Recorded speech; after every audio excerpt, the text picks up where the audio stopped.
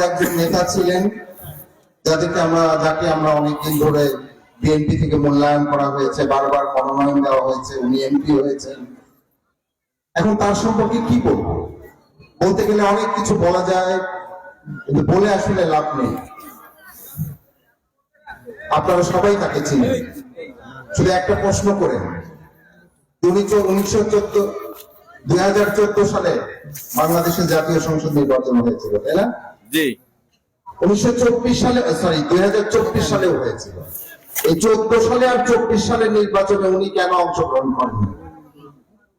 উনি হয়তো জবাব দিবেন, ওই সময় বিএনপি ওই নির্বাচনে অংশগ্রহণ করে নাই, তাই আমিও বলি। বিএনপি যদি অংশগ্রহণ না করে, তাহলে যদি আপনি নির্বাচনে অংশগ্রহণ না করেন, তার মানে আপনি বিএনপির প্রতি অনুগত। এখন বিএনপি সিদ্ধান্ত নিয়েছে, অত্র অঞ্চলের মনোনয়ন দিয়েছেন হাসান জাফর তুহিনকে। আপনি এটা মেনে নেওয়া উচিত না?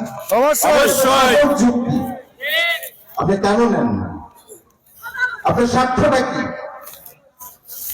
এই সংসদ সদস্য হওয়াটা একটা দায়িত্ব, এই অঞ্চলের মানুষের জন্য কাজ করার দায়িত্ব। আপনি ঠিক মতো চলাফেরা করতে পারেন না, বয়স হয়েছে, আপনাকে সম্মান করি। আপনার কিসের এত স্বার্থ যে আপনাকে হতেই হবে?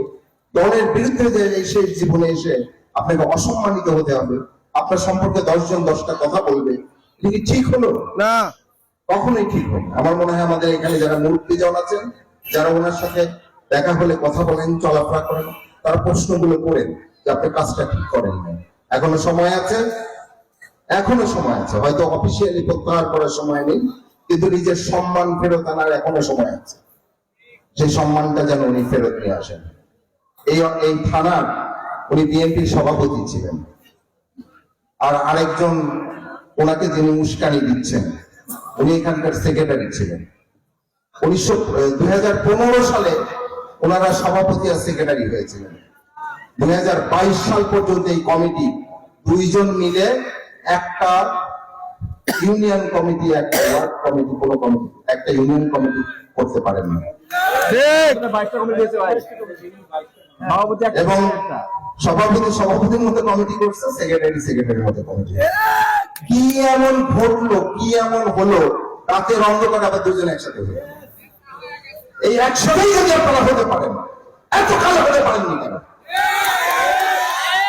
এত কাল হলে সংগঠনটা সুশৃঙ্খল হতো, বাংলাদেশ জাতীয়তাবাদী দল এগিয়ে যেত, ধানের শীষে এগিয়ে যেত, তারেক রহমানের দল শক্তিশালী হতো, হাত শক্তিশালী হতো।